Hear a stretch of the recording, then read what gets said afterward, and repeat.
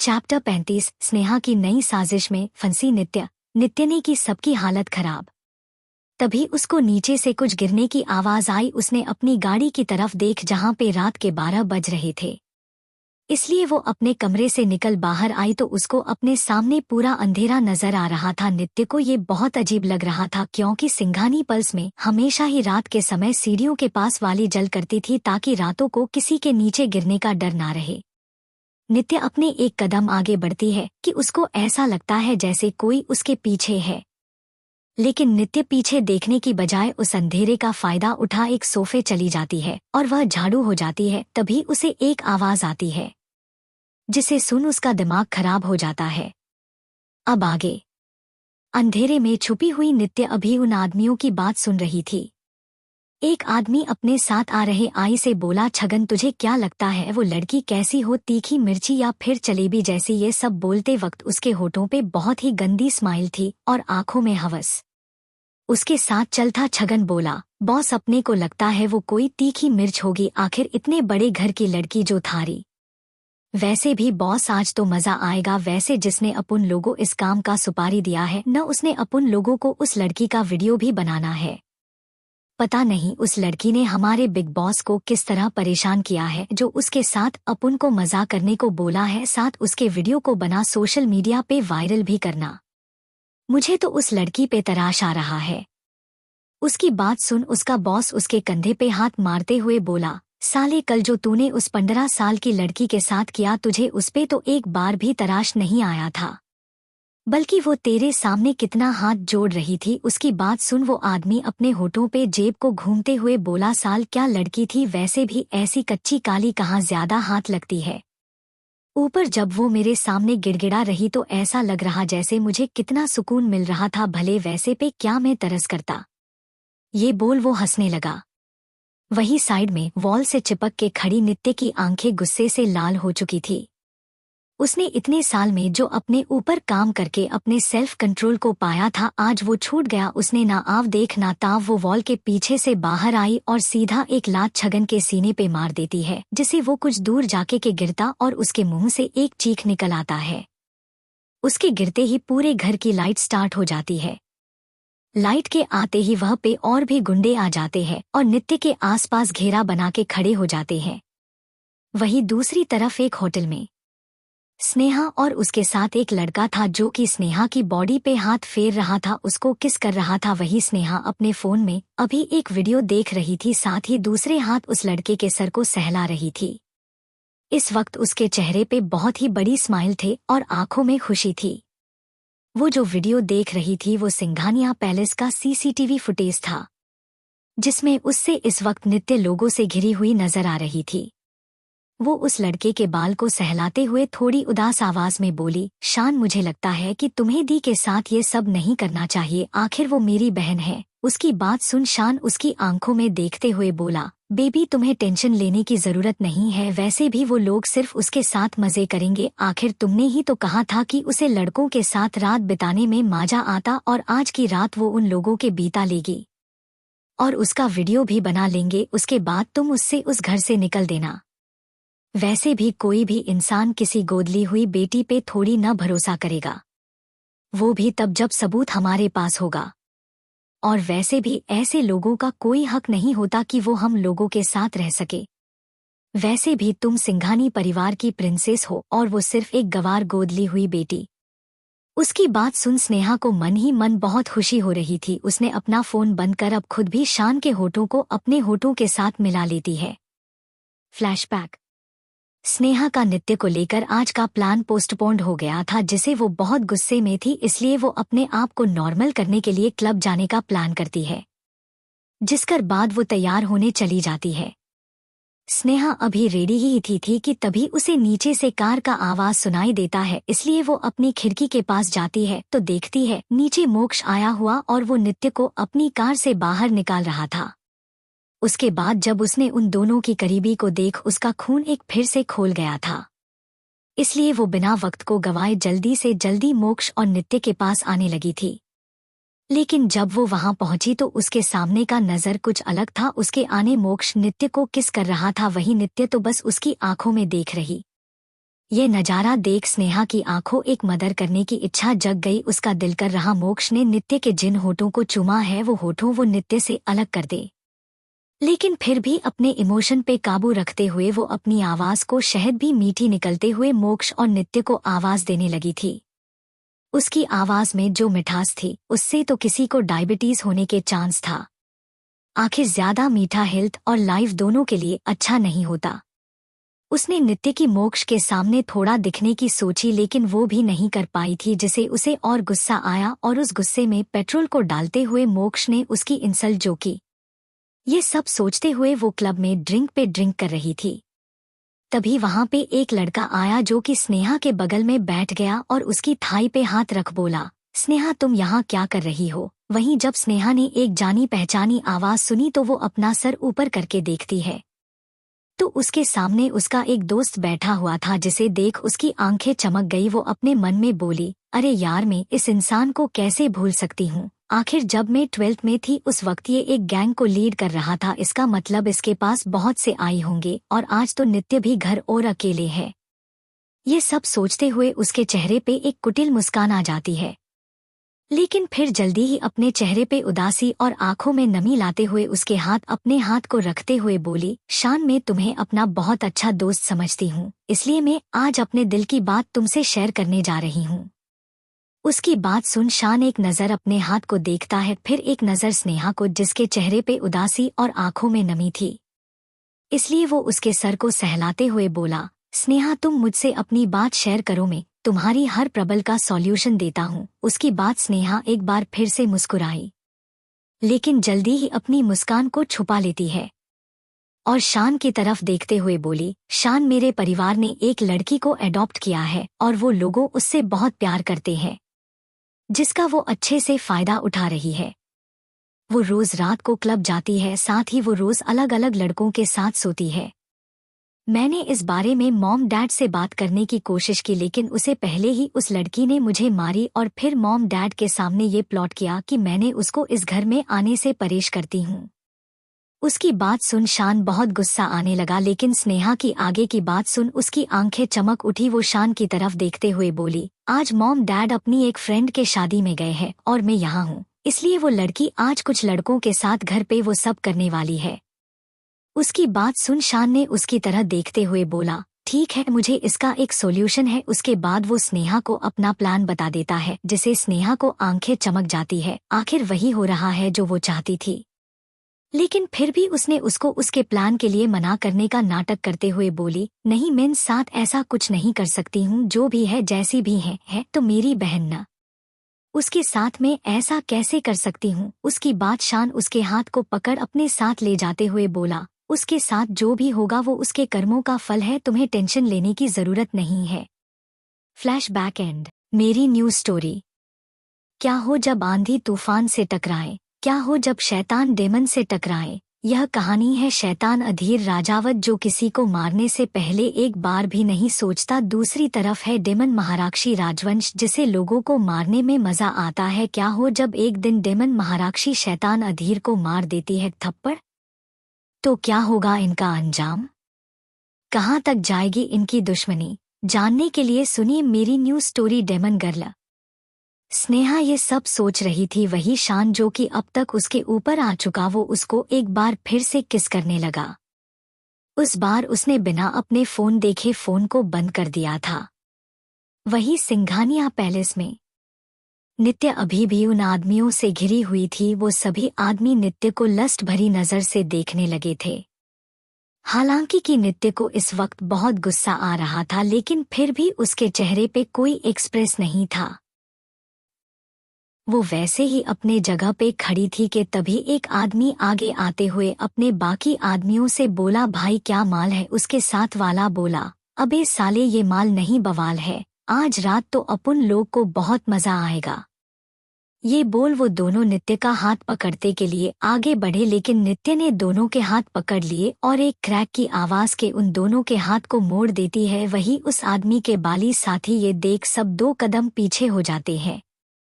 तभी पीछे से एक आदमी आगे आते हुए बोला, साली लड़की है तो लड़की तरफ रह ज्यादा आदमी वाले गुण रखना अच्छी बात नहीं है। इसी के साथ वो अपने हाथ में पकड़ा वास को नित्य के सर पे मरने को होता है। उसे पहले ही नित्य साइड ही जाती है, उसके हाथ से वास को छीन उसके ऊपर ही वार कर देती है और बोली, अगर मैं लड़की हूँ तो क्या मुझे सुकून और इज्जत से जीने का हक नहीं है? क्यों है न तेरे कहना मतलब, पर अफसोस मैं लड़की हूँ, लेकिन कोई अबला ने नहीं जो तुम मेरे साथ कुछ गलत करने की कोशिश करो और मैं तुम्हें जिंदा छोड़ दूं। चू लगता है किसी ने तुम्हें ये नहीं बताया कि लड़की कमजोर नहीं होती है। इसी के साथ वो एक लात उस आदमी के पेट पे मर देती है। तभी पीछे से उन सबका बॉस अपने पीछे से चाकू निकल नित्य पे वार करने को होता है। उसे पहले ही नित्य उस आदमी के हाथ को मोड़ उस चाकू से उसके चेहरे पे वार कर देती है। इतने में वह पे कुछ लोग आ जाते हैं जो कि जितिया के आदमी होते हैं। वो लोग उन सभी आदमियों को लेकर जाने लगते हैं। तभी नित्य की नज़र छगन पे पड़ती है। उसकी आंखें एक बार फिर से गुस्से से भर जाती है। नित्य अपने साइड में रखे वास उठाती उसके एक झटके के उससे छगन के प्राइवेट पार्ट पे मर देती है।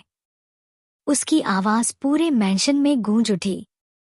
वही वह मौजूद सभी आदमियों के हाथ अपने आप ही अपने प्राइवेट पार्ट पे चले जाते हैं। नित्य एक बात फिर से अपने पैर से उसके प्राइवेट पार्ट पे कुछ करते हुए बोली, तुम लोगों को इसकी गर्मी बर्दाश्त नहीं होती न, इसलिए तो तुम लोग लड़कियों के रेप करते हो, लेकिन आज के बाद तुम लोग इस काबिल नहीं रहने वाले। फिर वो अपने आदमियों की तरह देखते हुए बोली, मुझे इन सबकी भी ऐसी हालत चाहिए, साध रहे इनका फ्यूचर अंधेरे में हो। और एक बात, इन्हें मेरे हिल में मत ले जाना, क्योंकि मैं नहीं चाहती कि इनकी वजह से मेरा हिल खराब हो। इनकी हालत खराब करके इन्हें मारने के लिए छोड़ देने। उसकी बात सुन वो सभी आदमी एक ही टोन में बोले, ओक बॉस जैसे आप बोलो। ये बोल वो लोग उन आदमियों की अपने साथ लेकर चले जाते हैं। नित्य भी अपने कमरे में चली जाती है और आज वो बहुत ज्यादा थक गई थी। वो अपने बेड पे लेते हुए अपने फोन में एक मैसेज को टाइप करती है।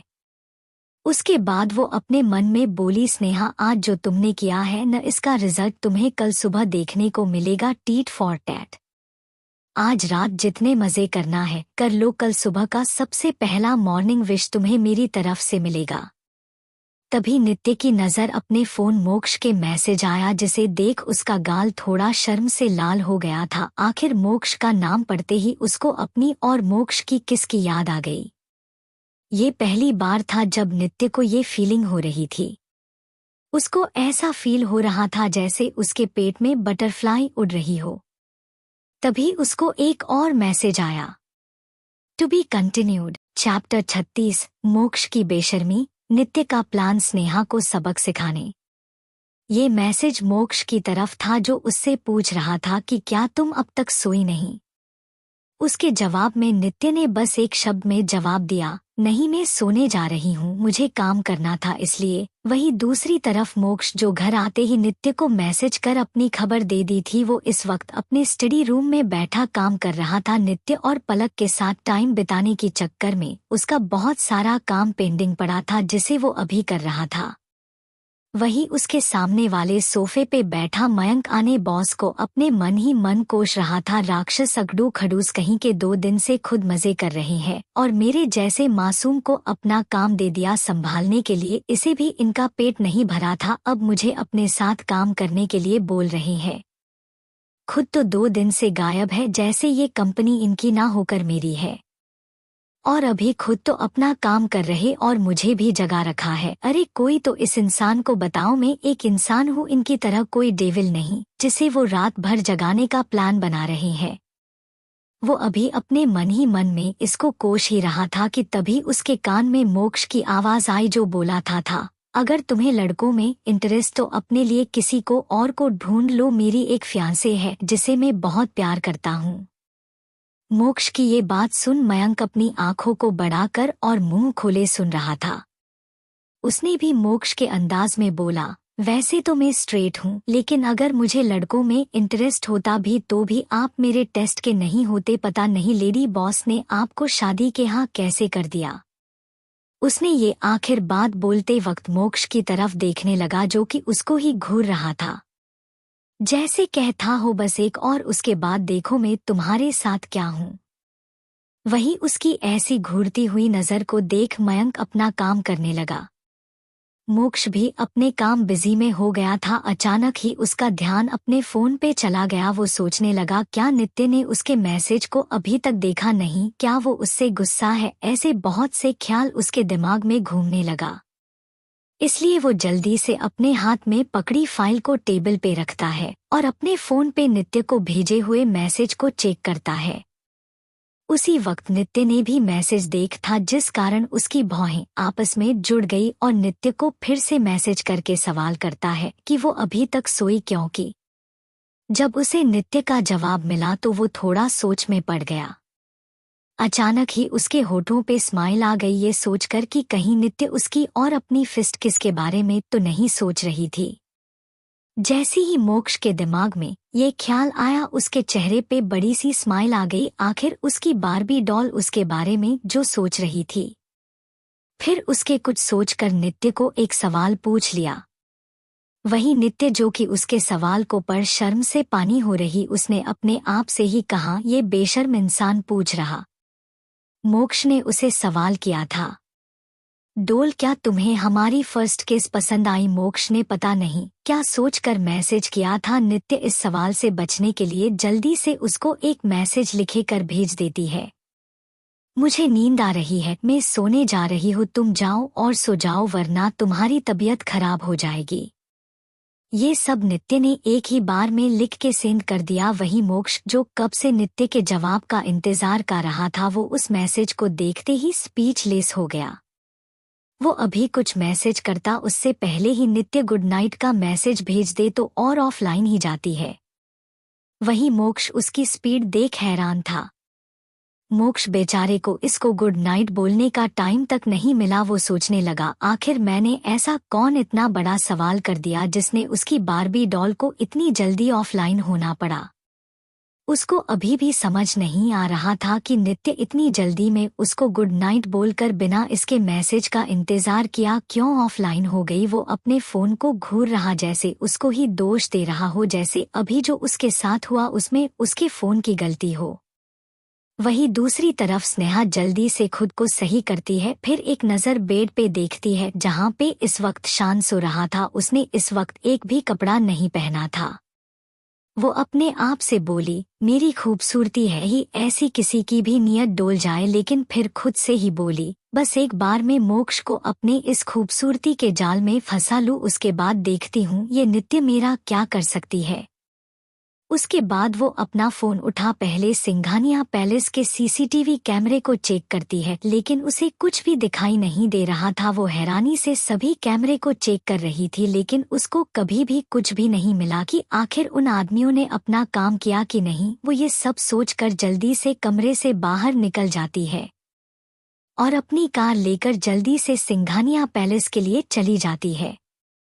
थोड़े टाइम बाद जब वो कार से उतरती है, उसके पैर लड़खड़ा रहा था। उसको अपनी आंखों के सामने कुछ भी ठीक से दिखाई नहीं दे रहा था। उसको देख के ऐसा लग रहा था जैसे उसने कितना नशा किया हो। वो किसी तरह खुद को संभालते हुए सिंघन पैलेस में चली जाती है।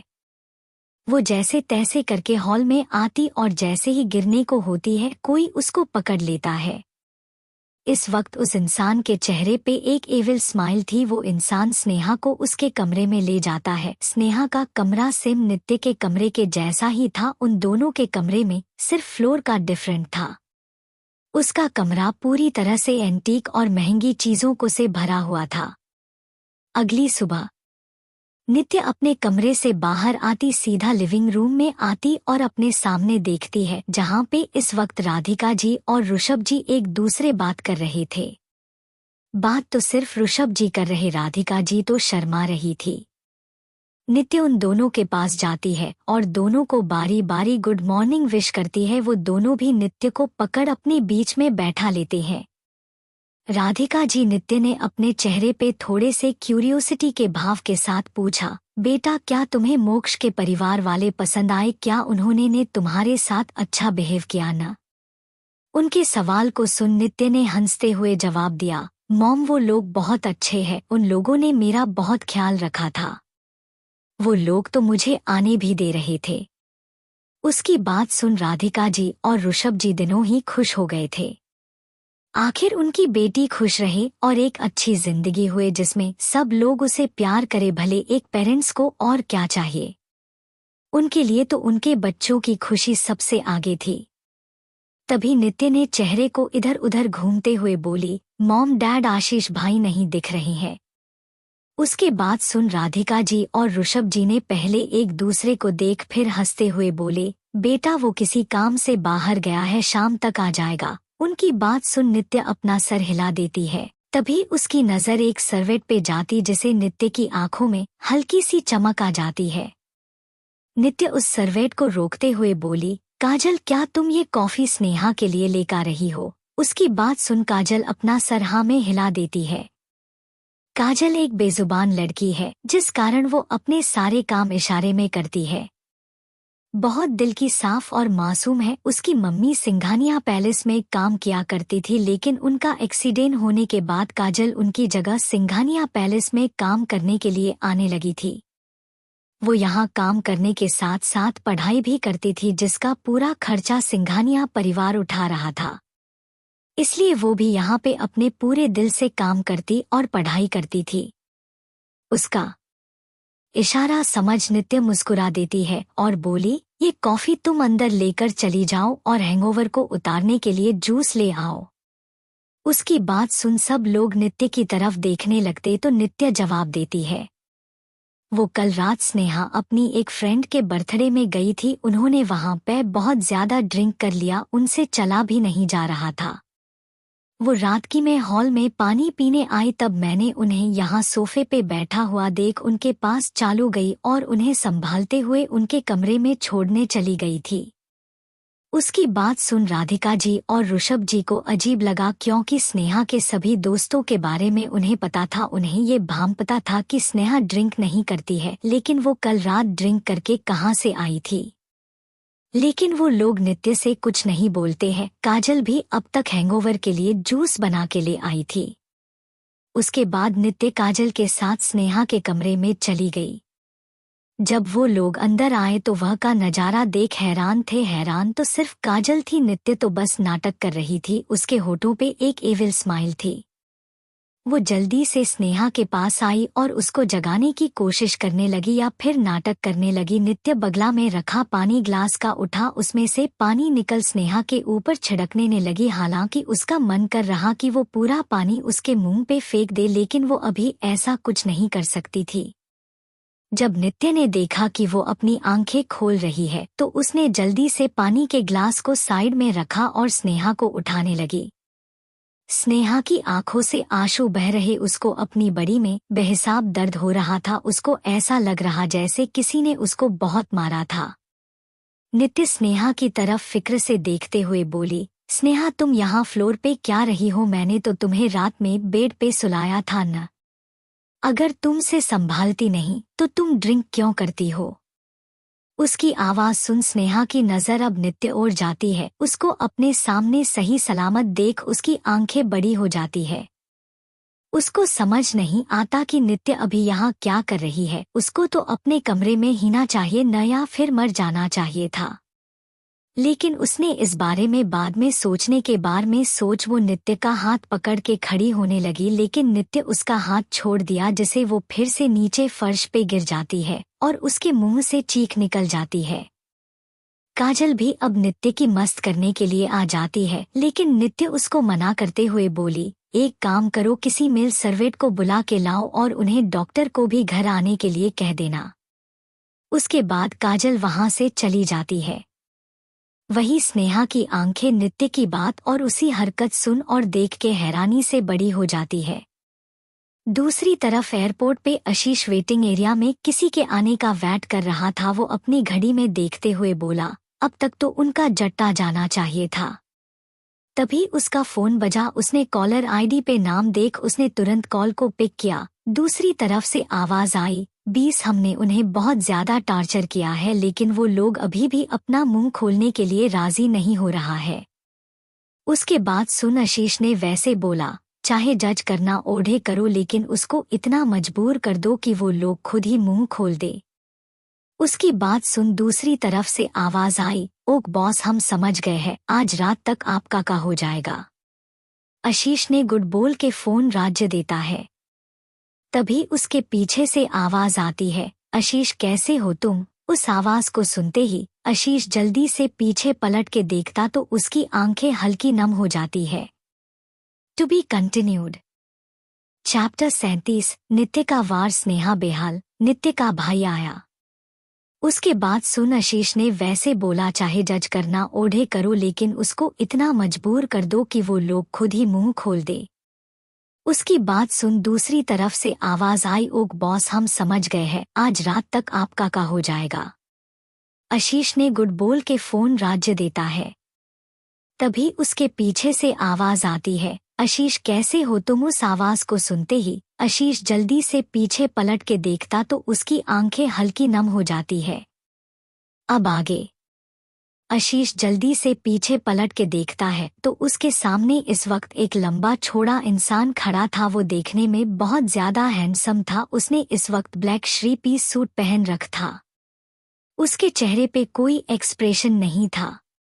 उसकी आंखें आशीष को देखते वक्त नर्म थी। वही आशीष जल्दी से उस इंसान के गले लग जाता है। दूसरी तरफ सिंघानिया पैलेस में काजल के स्नेहा के रूम से जाते ही नित्य रूम को बंद कर देती है और चलते हुए स्नेहा के पास आ जाती है। उसकी आंखों में एक चमक थी। वो जल्दी स्नेहा के पास आते हुए उसके बालों को काश के पकड़ लेती है और उसे एक झटके में खड़ा कर देती है। वही स्नेहा जिसको पूरी बॉडी इतने दर्द में थी जैसे किसी ने उसको बहुत मारा हो, अब नित्य के ऐसे करने से और ज्यादा दर्द कर रहा था। लेकिन नित्य बिना किसी रहम के उसको उसी तरह पकड़े अपने होठों पे मुस्कान लिए बोली, स्नेहा चलो मैं तुम्हें फ्रेश होने में हेल्प कर देती हूँ। उसकी बात और आवाज को सुन स्नेहा को अपना बॉडी कांपती हुई सी महसूस हो रही थी। नित्य ने एक नज़र स्नेहा की तरफ देखा और बिना किसी एंकर्स के उसको वस्तु में लाकर उसका सर सीधा बाथ टब में डूबा देती है। वही स्नेहा को तो ख्वाब समझ नहीं आ रहा आखिर उसके साथ हो क्या, और वो अभी पीती तरह से ब्लैंक हो चुकी थी। जब नित्य ने देखा कि कैसे उसको सांस लेने में दिक्कत हो रही तो उसने उसको बाहर निकाला लेती है। स्नेहा भी राहत की सांस लेती है, लेकिन अगले पल नित्य फिर से उसको पानी में डूबा देती है। ऐसा उसने लगभग 4 से 5 बार किया। जब भी स्नेहा को सांस लेने में दिक्कत होती स्नेहा उसको बाहर निकलती और जब खुद को नॉर्मल करने की कोशिश करती तो वो फिर उसके साथ वही करती। तभी स्नेहा के दूर पे नॉक होता जिसे सुन नित्य स्नेहा को छोड़ देती है और उसको वर्णित देते हुए बोली, अगर तुमने ये बात किसी से भी बताई तो इसी के साथ वो उसके सामने कल रात का क्लब वाला वीडियो प्ले कर देती है जिसमें स्नेहा कहीं हर एक बात के साथ साथ उन लोगों का प्लान बना और फिर एक कमरे में जान सब दिखाई दे रहा जिसे स्नेहा को आंखें बड़ी हो गई। वो नित्य से फोन लेने के झपटा मारी, लेकिन इसे पहले ही नित्य ने उसका हाथ पकड़ मोड़ उसके कमर से लगा देती है और उसके हाथ को प्रेस कर देती, जिसे पूरे कमरे में एक क्रैक की आवाज थी जिस कारण स्नेहा की आंखों से और आंसू बहने लगते हैं। तभी उसको कान में नित्य की आवाज़ आती जो बोल रही, लगता है तुम कल रात का मार भूल चुकी हो जिस कारण तुम्हारे अंदर कुछ ज्यादा हिम्मत आ गई। उसके बाद वो उसके सामने अपना मोबाइल कर देती है। उसमें चल रहे वीडियो को देख स्नेहा की आंखें बड़ी हो जाती है क्योंकि इस वीडियो में नित्य उसको कमरे में संभाल कर लेकर आती है और फिर उसको फर्श पे छोड़ देती है जिसे स्नेहा नीचे गिर जाती है। स्नेहा नशे को हालत में बोली, यूँ तुम्हारी हिम्मत कैसे हुई मुझे यानी स्नेहा सिंघानिया को ऐसे जमीन पे धक्का देने, तुम्हें तो मैं अभी बताती हूँ। ये बोल वो जल्दी से फ्लोर से खड़ी हो जाती है। स्नेहा बिना किसी एक्सप्रेशन के उसको देख रही थी। उसके होठों पर बस एक डेविल स्माइल थी। स्नेहा जैसे नित्य के ऊपर हाथ उठाने को होती है वैसे ही नित्य उसका हाथ पकड़ लेती और उसके एक थप्पड़ जड़ देती है जिसे स्नेहा खुद को संभाल नहीं पाती और मुंह के बल के जमीन ले गिर जाती है। नित्य एक कदम चलकर उसके पास आती है, उसके हाथ पे अपने पैर रख मसलने लगती है। नित्य ने अपने शूज को साइड में निकल दिया था जिसे स्नेहा के हाथ पे घाव के निशान नहीं बनेगा, लेकिन उसका हाथ उसका वेट नहीं संभल सकता था। नित्य ने अपना सर वेट स्नेहा के हाथ के ऊपर लगा दिया था जिसे स्नेहा दर्द से तपड़ जाती है। इस समय नित्य वो नित्य नहीं लग रही जो वो मोक्ष के साथ होती थी या फिर अपने पेरेंट्स के सामने होती थी। ये नित्य वो थी जो अपने साथ हुए गलत चीजें का मुंह तोड़ जवाब देती या फिर गलत करने वाले के साथ उनकी भाषा में बात किया करती थी। नित्य एक कोयल रानी की जैसे थी जो कि अपने साथ गलत नहीं होने देती थी। वो हर चीज का हिसाब सने वाले को तड़पा तड़पा के लेती थी। आज उसकी ये क्वालिटी स्नेहा के ऊपर दिख रही थी। नित्य उसी तरह उसके पैर पे खड़ी हो उसके बालों को पकड़ खींच अपने चेहरे के करीब करते हुए बोली, बहुत शौक था मेरा रेप करवाने का, मेरा वीडियो बनाने का, मुझे बदनाम करने का। अब तुम देखो कैसे मैं तुम्हें इस वक्त लिविंग हेल के दर्शन करवाती हूँ। इसी के साथ वो नित्य को मरने लगती है, लेकिन वो उसको ऐसे मार रही जिसे स्नेह के बॉडी पे कोई भी निशान न बने।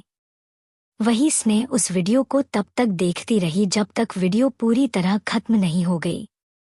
स्नेहा को अब पता चल रहा कि क्यों उसकी बॉडी में इतना पैन हो रहा, लेकिन वो अपने मन में इस बात को लेकर खुश थी कि अभी जब डॉक्टर उसका चेकअप करेंगे तो उन्हें पता चल जाएगा कि किसी ने उसे मारा है। उसके बाद वो आसानी से विक्टिम कार्ड का यूज करके नित्य को फंसा सकती है। उसकी बात स्नेहा भी समझ जाती है, लेकिन होठों पे एक डेविल स्माइल आ जाती है। नित्य स्नेहा की बाहों को पकड़ उसको खींचते हुए लाती है और फ्लोर पे धक्का दे देती है। फिर उसके बगल में बैठ बोली, अगर एक शब्द भी किसी को बताया तो तुमने आज तक जितने भी लड़कों के साथ रात बिताई है उसके बारे में मैं सोशल मीडिया पे अपलोड कर दूंगी। और सोने पे सुहागा ये है कि मेरे पास तुम्हारे और शान के कल रात का वीडियो भी है। उसकी बात सुन अब तो स्नेहा के सर ओए पहाड़ टूट पड़ा। वो गुस्सा से बोली, कैसे इंसान ही तुम एक लड़की हो के दूसरी लड़की के साथ। चटाक पूरे कमरे में ये आवाज गूंज उठी। स्नेहा ने अपने गाल पे हाथ रख लिया, उसकी आंखों में खून उतर आया था। अगर उसका शरीर अभी दर्द नहीं कर रहा होता तो वो नित्य की शायद जिंदा नहीं छोड़ती, ऐसा उसका ख्याल था। नित्य उसके जबड़े को अपने हाथ में पकड़ते हुए बोली, अच्छा अभी जब खुद पे बात आई तो मुझे लड़की समझ रही हो, लेकिन जब वही काम तुम करने वाली थी उसे क्या कहते हैं। इसी के साथ वो एक और थप्पड़ उसको मार देती है। तभी डोर एक बार फिर से निक होता है। नित्य जल्दी से जाके गेट खोलती है। वही स्नेहा उसको घूरते हुए अपने मन में बोली, नित्य आज जो तुमने किया है उसका बदला तो मैं लेकर रहूंगी, देख लेना। उसकी आंखों में बेहिसाब नफरत दिखाई दे रही थी, लेकिन वो अभी चाह कर भी उसका कुछ नहीं कर सकती थी। तभी कमरे में काजल आई, उसके साथ राधिका जी और ऋषभ जी भी आए थे। उनके पीछे डॉक्टर भी थी, जिसे देख स्नेहा की आंखें चमक उठी। जिस हिसाब से नित्य ने उसको मर था उस हिसाब से स्नेहा को बहुत चोट आई थी और डॉक्टर देखते ही बता सकता था कि उसको किसी ने मारा है, लेकिन वो इस बात से बेखबर थी, नित्य को आम इंसान नहीं थी। ऋषभ जी जल्दी से स्नेहा के पास आ जाते हैं और उसको देखते हैं, लेकिन फिर बिना कुछ बोले वो स्नेहा को अपने गुड में उठा उसे बेड पे रखते हैं, क्योंकि उन्हें इतना तो समझ आ चुका था कि स्नेहा चल भी नहीं पा रही है। और डॉक्टर की तरफ देखते हुए बोले, डॉक्टर चेक। हर उनके आवाज में कोई भी भाव नहीं था। वही स्नेहा भी उनकी आवाज सुन उन्हें देखने लगती है, लेकिन फिर कुछ देर पहले कैसे उन्होंने उसे अपने गुड में उठाया था ये याद करते ही वो इस चीज को इग्नोर कर देती है। राधिका जी भी उसके पास बैठ जाती है। डॉक्टर आके स्नेहा को चेक करने लगती है। लगभग 10 मिनट बाद वो राधिका जी और ऋषभ जी की तरफ एक नजर देखती है और बोली, इन्होंने ने कल रात ज्यादा ड्रिंक कर ली जिस कारण ये गिर गई थी और इन्हें इनकी कमर और हाथ पे कहीं कहीं चोट लग है। ज्यादा डरने वाली बात नहीं है। उनकी बात सुन स्नेहा ने हैरान होते हुए बोली, डॉक्टर ऐसा कैसे हो सकता है, मैं गिर कैसे सकती हूँ। उसकी बात सुन नित्य बोली, स्नेहा शायद तुम्हें याद नहीं है, लेकिन कल रात तुम नशे में 2 बार गिरी थी, एक बार लिविंग हॉल में और दूसरी बार सीढ़ियों से गिर गई थी। उसकी बात सुन स्नेहा ने उसको घूर के देखा। तभी डॉक्टर बोली, मैंने इन्हें कुछ दावा दे दिया, और एक बात, अगर आप ड्रिंक को टॉलरेट नहीं कर सकती तो प्लीज जितना हो सके उतना ही ड्रिंक किया कीजिए। उसके बाद ऋषभ जी डॉक्टर को बाहर छोड़ने चली जाती है। काजल भी उनके पीछे पीछे की से बाहर चली जाती है। राधिक जी स्नेहा की तरफ देखते हुए बोली, क्या अब तुम मुझे बताओगे कि कल तुमने इतने ड्रिंक क्यों किया था? उनका सवाल सुन स्नेहा अपनी आंखों में झूठी आंसू लाते हुए बोली, आई एम सॉरी मॉम, मैंने ये जानबूझकर नहीं किया था। कल रात मेरी एक फ्रेंड ने मुझे अपने साथ एक बर्थडे पार्टी में लेकर गई। वो पार्टी क्लब में थी। मैंने उसे बहुत मना किया था, लेकिन फिर वो जिद पे अड़ गई और उसने मुझे धमकी दी कि अगर मैं उसके साथ नहीं जाऊंगी तो वो मुझे से अपनी फ्रेंडशिप तोड़ दे गई, इसलिए मैं उसके साथ चली गई। उसके बाद मैंने वहां पे बस 2 ग्लास कॉक पिया था, लेकिन पता नहीं कैसे मुझे नशा होने लगा, इसलिए मैंने मेरी फ्रेंड को घर जाने का बोल वहां से निकल गई। फिर राधिका जी के गले लग रोते हुए बोली, मॉम, किसी ने मेरी कोक और अल्कोहल के साथ बदल दी होगी या फिर मैंने गलती से कॉक समझ के ड्रिंक कर लिया। स्नेहा ने बड़ी ही आसानी से सारी बात को झूठ बोल रही थी। फिर वो अपना सर आगे करते हुए बोली, मॉम, मैंने कल पहली बार ड्रिंक किया था, इसलिए मैं उसे टॉलरेट नहीं कर पाई और अब मैंने अपनी ऐसी हालत कर ली। उसकी बात सुन और उसकी हालत देख राधिका जी उसके सर पे हाथ फेरते हुए बोली, स्नेहा बेटा, तुम्हें मैंने अडॉप्ट भले की किया है, लेकिन तुम मेरी सगी बेटी जैसी हो, इसलिए अगली बार तुम अपना ख्याल रखना और अगली बार से ड्रिंक को हाथ मत लगाना। इसकी बात सुन स्नेहा ने अपने होठों पे मुश्क लिए बोली, I love you mom, you are the best mom in the world. इसी के साथ वो उनके गाल पे किस कर देती है। फिर स्नेहा नित्य की तरफ देख एक एविल स्माइल कर देती, जैसे बोल रही हो, देखो मॉम, मुझे तुमसे ज्यादा प्यार करती है। उसकी नजर को समझ नित्य एक एविल स्माइल करते हुए अपनी आंखों से अपने फोन की तरफ इशारा करती है, जिसे समझ स्नेहा की चेहरे से जीत भरी स्माइल गायब हो जाती है।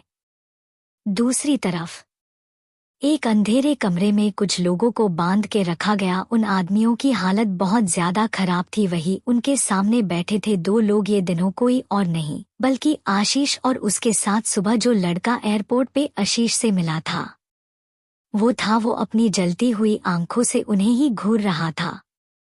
आशीष उस लड़के की तरफ देखते हुए बोला, बिग ब्रॉथर, हम यहाँ इन लोगों को किस चीज का साझा देने आए हैं? आशीष का सवाल सुन वो लड़का जिसे आशीष बिग ब्रदर बोल रहा था, उसने कुछ जवाब नहीं दिया, बस अपना फोन आशीष के आगे कर देता है। आशीष जैसे जैसे फोन में चल रहे वीडियो को देखता है, वैसे वैसे उसकी आंखें खून की तरह लाल हो गई थी। उसकी आंखों में गुस्सा नजर आ रहा। वो अपनी जगह से खड़े होता और उन आदमियों के पास आते हुए बोली, तुम्हें हिम्मत कैसे हुई उसके बारे में ऐसा सोचने की? इसी के साथ वो उन आदमियों में से एक को 5 कर देता है। तभी तब शांत बैठा लड़का बोला, आशीष, तुम कुछ नहीं करोगे, उन्हें जो भी करना है मैं करूंगा। उनकी जमात कैसे हुई मेरी बच्ची को परेशान करने की? वो मेरी प्रिंसेस है, मेरी बच्ची है, जिसपे इन लोगों ने गंदी निगाहें डलाई है। इनको सजा देने के लिए तो मैं इतनी जल्दी न्यूयॉर्क से आया हूँ। उनकी दोनों की बात सुन वो उन लोगों का बॉस बोला, प्लीज हमें जाने दो, प्लीज, हमें पहले ही हमें हमारे कर्मों की सजा मिल चुकी है, प्लीज जाने दो। उनकी बात सुन वो लड़का अपनी जगह से खड़े होते हुए बोला, अगर मेरी बहन कमजोर होती तो क्या तुम लोग उसको छोड़ देते नहीं ना? इसी के साथ वो अपनी साइड से गर्म पानी की बकेट उठा उन लोगों पे फेंक देता है, जिसे उस पूरे माहौल में उन आयों की आवाज गूंज उठी। To be continued.